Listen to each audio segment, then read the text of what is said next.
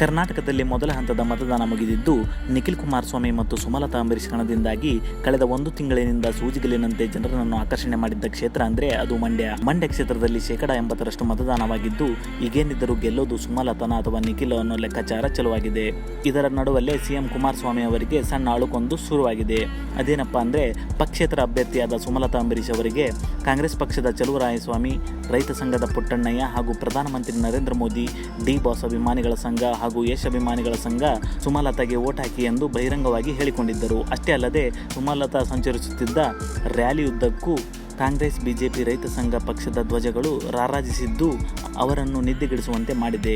ಅದೇನೇ ಇದ್ದರೂ ನಮ್ಮ ಸರ್ಕಾರ ಮಾಡಿರುವ ಅಭಿವೃದ್ಧಿ ಕಾರ್ಯಗಳಿಂದಾಗಿ ನಮ್ಮ ಅಭ್ಯರ್ಥಿನೇ ಗೆಲ್ಲುತ್ತಾರೆ ಅನ್ನೋ ವಿಶ್ವಾಸದಲ್ಲಿ ಸಿಎಂ ಕುಮಾರಸ್ವಾಮಿ ಇದ್ದಾರೆ.